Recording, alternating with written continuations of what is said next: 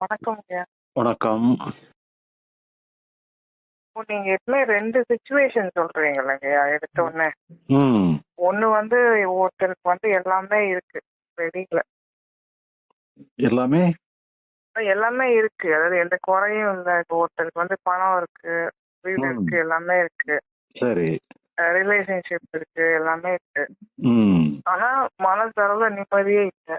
ம். இன்னொருத்தருக்கு வந்து வெளியில எதுவுமே இல்ல. ம். ஆனா மனசளவுல நிம்மதியா இருக்காங்க. ம். இதுல எது பெருசு அப்படின்னு நீங்க என்ன கேட்டுதானே ஆரம்பிச்சீங்க. ஆமா. ஒரு இது மாதிரி. ம். ம். இதுலயே எனக்கு டவுட் இருக்குங்க. இப்போ ஒருத்தருக்கு வெளியில எல்லாமே இருக்குன்னா, அவங்க ஏன் ம். மனசுல நிம்மதி இல்லாம போறாங்க?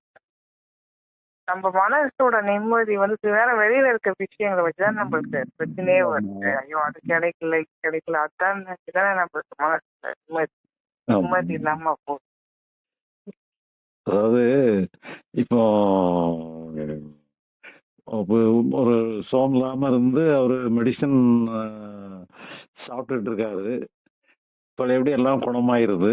எல்லாம் டெஸ்ட் எல்லாம் எடுக்கிறாரு. எல்லாம் நார்மல் ஆயிருது. இப்போ ஒரு நார்மல் டியூட்டி கூட ஜாயின் பண்ணிட்டாரு. ஆனா என்னன்னு சொல்லி சொன்னா, நம்மள அறியாமலே என்ன செஞ்சோம்னா, பழையபடி திருப்பி அந்த நோய் வந்துருமோ, பழையபடி பிரச்சனை வந்துருமோன்னு சொல்லி, பழையபடி இல்லாத உண்மையிலேயே அவர் நல்லா தான் இருக்காரு. ஆனா வந்துருமோன்னு சொல்லி எத்தனை பயப்படுறவங்க எத்தனை பேர் இருக்கிறாங்க. என்னன்னா இருக்கிறது போயிடுமோன்னு பயம். அதான் இருக்கிறது டிஸ்டர்ப் ஆயிருமோங்கிற மாதிரி ஏதோ புதுசா என்னது ஒண்ணு ஃபியூச்சர்ல ஏதோ ஒரு ப்ராப்ளம் வந்துரும்னு சொல்லி ப்ரெசென்ட்ல நல்லா இருக்கும், ஃபியூச்சர்ல நல்லா இல்லாம போயிருவோமோன்னு பயப்படுறாங்க. அந்த நிம்மதி இல்லாம இருக்கிறது. ஆமா ஆமா ஆமா. ரெண்டாவது சிச்சுவேஷன்ல வந்து ஒண்ணுமே இல்ல அப்படின்றத நீங்க சொல்லிட்டீங்க. அவர்கிட்ட பெருசா ஒண்ணும் இல்ல வெளியில. ஆமா. அப்படிதானே இங்க சொல்றீங்க. ஆனா அங்க எப்படி அவருக்கு நிம்மதி? பிரச்சனை அதான். ஃபியூச்சர் அப்போ அவர்கிட்ட ஒண்ணும் இல்லாததுனால எதுவும் நம்ம ஒண்ணு இல்லைன்னு சொன்னா வெளியே பிரச்சனை எதுவுமே இல்லை, ஆனா மனசுல நிம்மதி இல்லாம இருக்கிறாங்க. சிலவங்க வந்து பிரச்சனைகளுக்கு மத்தியில நிம்மதியா இருக்கிறாங்க. பிரச்சனைகள மத்தியில நிம்மதியா இருக்கிறது தான் வந்து ஸ்பெஷலா உள்ளது.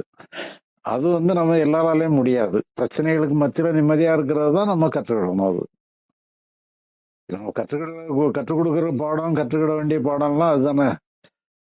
பிரச்சனை இல்லாம நிம்மதியா இல்லாம இருக்கவங்க தான் நிறைய இருக்கிறாங்க. ஒரு பிரச்சனையும் இருக்காது, எல்லாமே நல்லா தான் இருக்கும், ஆனா நிம்மதி இல்லாம இருப்பாங்க.